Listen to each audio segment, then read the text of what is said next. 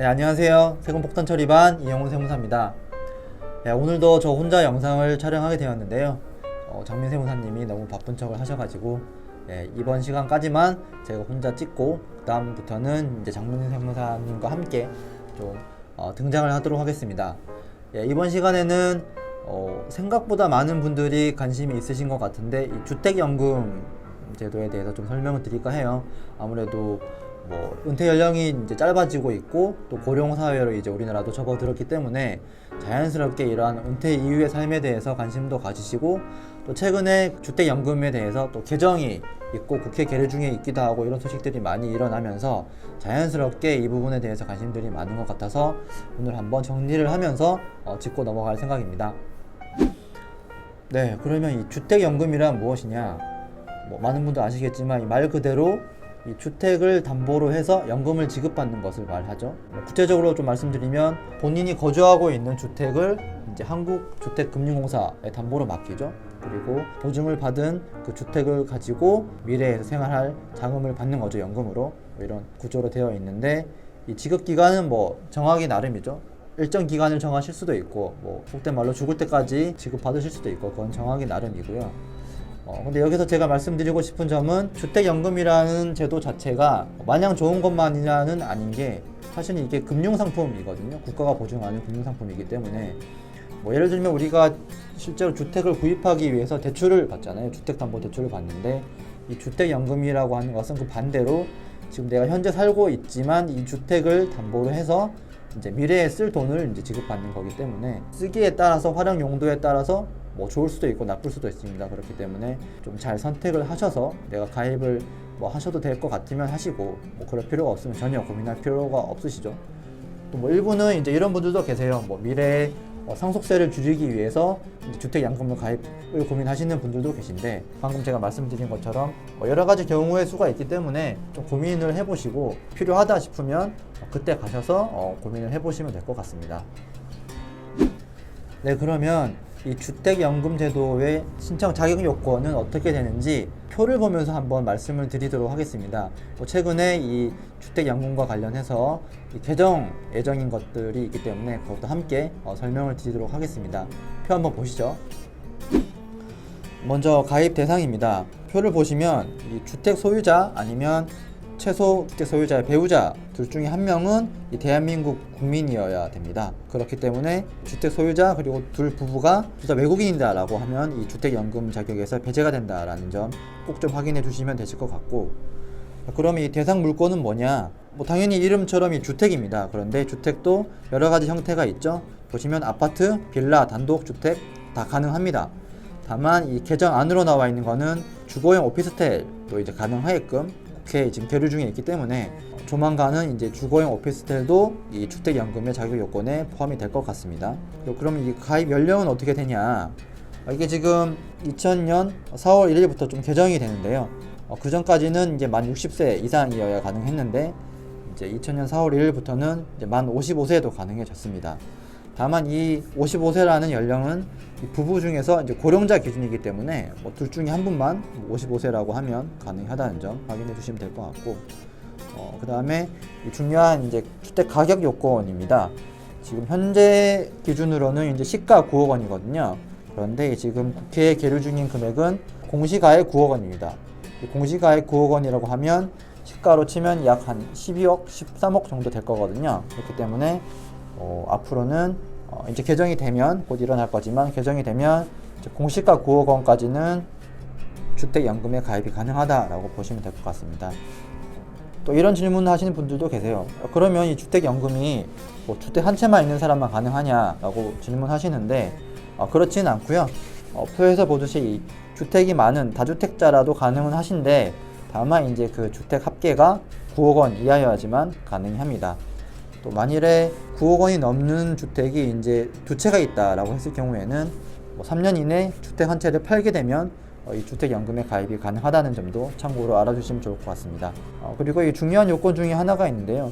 만일에 이 주택연금의 가입자가 사망했을 경우에는 그 배우자에게 연계되느냐 마냐 이런 부분이 있는데 연계는 가능하지만 현재 기준으로는 이제 자녀들의 동의가 있어야지만 배우자 연기가 가능합니다. 그런데 이 국회 개정 안으로 들어가 있는 부분에서는 자녀들의 동의 없이도 배우자에게 자동으로 승계가 되게끔 하는 부분이 있어서 앞으로 이 부분은 굉장히 용이한 부분이 되겠다라고 할 수 있겠고, 마지막으로는 자 그러면 이제 주택연금에 가입을 했는데 주택을 좀 놀리고 있는 경우가 있을 수 있어요. 근데 현재로서는 주택을 놀리면 안 되는데 앞으로는 공실이라든지 이런 부분이 다 허용하기 때문에 만일에 주택연금에 가입되어 있는 주택이라고 하더라도 비어 있는 상태에서는 신혼부부라든지 청년들에게 좀 임대를 할 수 있게끔 저렴하게 이런 부분이 가능하도록 개정이 예정되어 있습니다.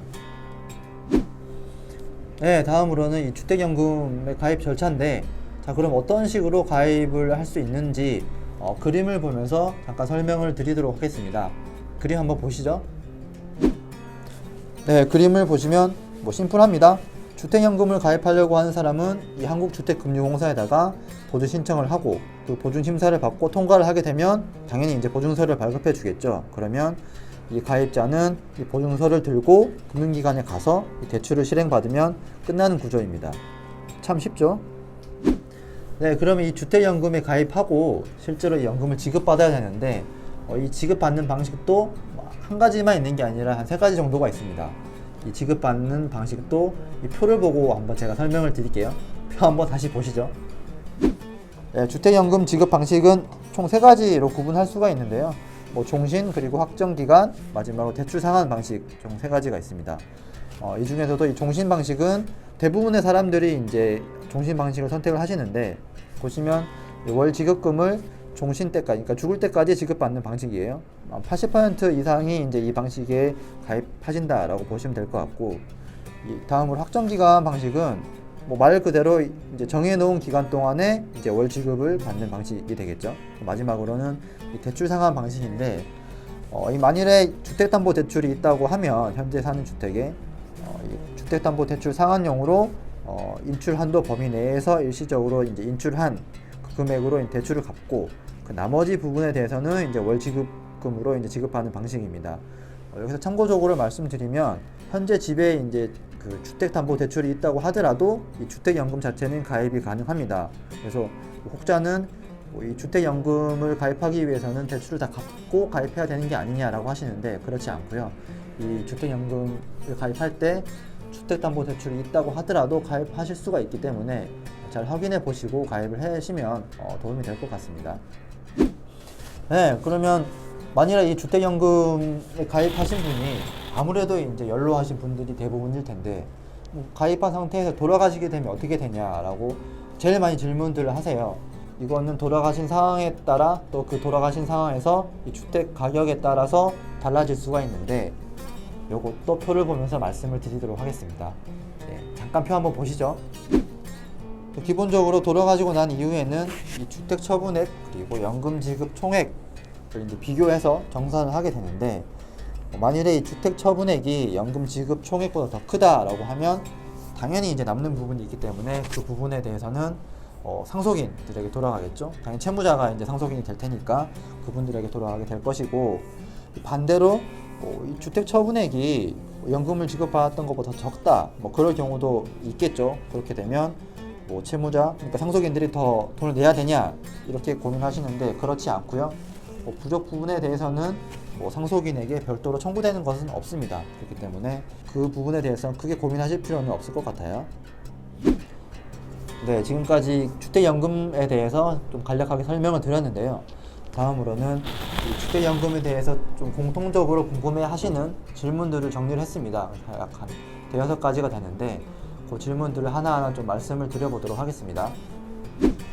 네, 주택연금을 가입하고 나서 이사를 가도 되냐? 라는 질문을 많이 하시는데, 결론적으로 말씀드리면 이사 가셔도 됩니다. 당연히 이사 가셔도 되고, 다만 이제 이사를 가시게 되면 그 신규 주택에 대해서는 다시 이렇게 담보를 잡아야겠죠. 그런 상황이 이제 수반이 돼야 될 텐데, 그런 상황만 잘 이행이 된다고 하면 이사를 가셔도 무방합니다. 다만 이제 기존에 살던 주택하고 또 신규로 취득한 이사 간 주택하고 가격 차이가 있을 수가 있는데, 그 부분에 따라서 약간 달라지는 부분이 있거든요. 그 부분에 대해서는 약간 간략한 표를 보면서 제가 말씀을 드릴게요. 표 한번 보시죠. 네, 만일에 이사를 간 신규 주택이 기존 주택보다 가치가 클 경우가 있는데요.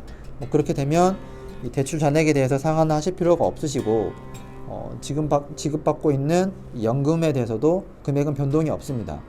근데 다만 이 주택 가액이 더 커졌기 때문에 이 부분에 대해서는 이 초기에 납부하셔야 되는 이 초기 보증료를 추가로 납부하실 수 있다는 점 확인해 주시면 될 것 같고, 이와는 반대로 만일에 이사를 갔는데 신규 주택이 기존에 살던 주택보다 이제 더 작을 경우가 있잖아요. 그렇게 되면 이 부분은 이제 두 가지 경우로 나뉩니다. 만일에 이 기존 주택과 신규 주택 가액 차이가 있을 텐데 그 차액이 대출 잔액보다 크다라고 할 경우에는 이 주택 차액을 가지고 일부가 되겠죠. 대출을 잔액을 상환하시고, 다만 이 신규 주택이 가액이 작아졌기 때문에 월 지급 금액은 좀 줄어들게 됩니다. 그렇지만 이 추가 보증은 당연히 납부하실 필요가 없을 거고, 또 이와는 반대로 이 주택 차액보다 대출이 더 크다라고 했을 경우에는 대출 잔액을 상환하기에 주택 차액이 모자르죠. 그럴지언정 주택 차액 가지고 다 대출을 상환을 하시고, 그렇지만 월 지급액이라든지 추가 보증은 변동은 없다라는 점 확인해 주시면 될 것 같습니다. 네, 주택연금 가입 후에 만약에 주택 가격이 하락하면 내가 받게 되는 연금 수령액이 또 줄어드는지 궁금해 하실 것 같은데 그렇지 않습니다.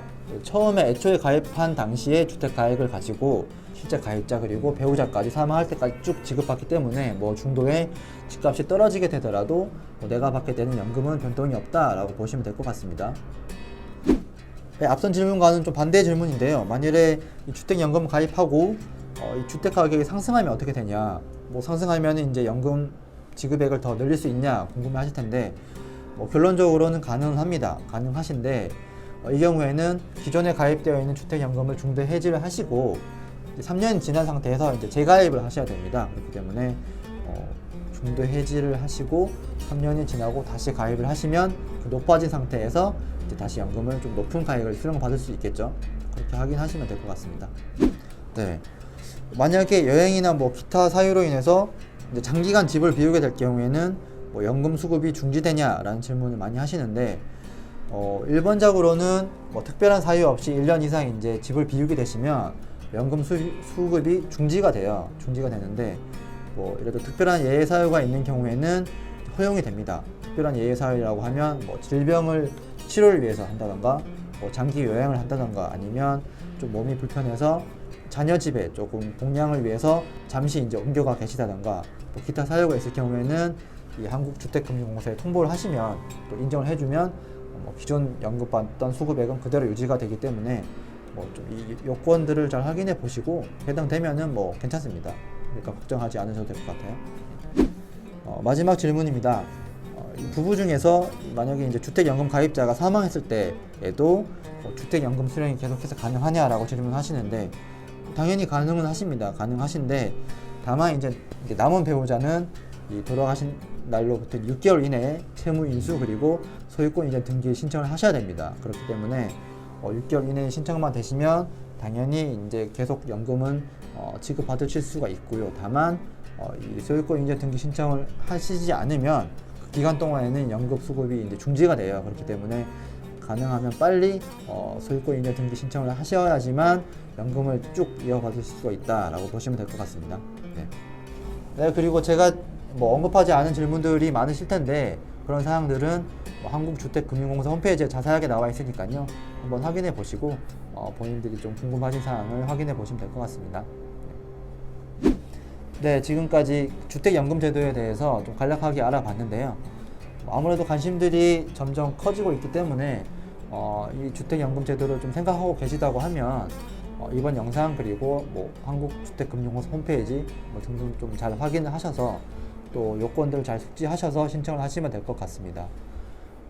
만일 오늘 영상이 유익하셨다면 잘 알고 계시죠? 구독, 좋아요 그리고 알림 설정 꼭 좀 부탁드리고 저는 다음 시간에 또 인사드리도록 하겠습니다. 예, 지금까지 세금폭탄 처리반이었습니다. 감사합니다.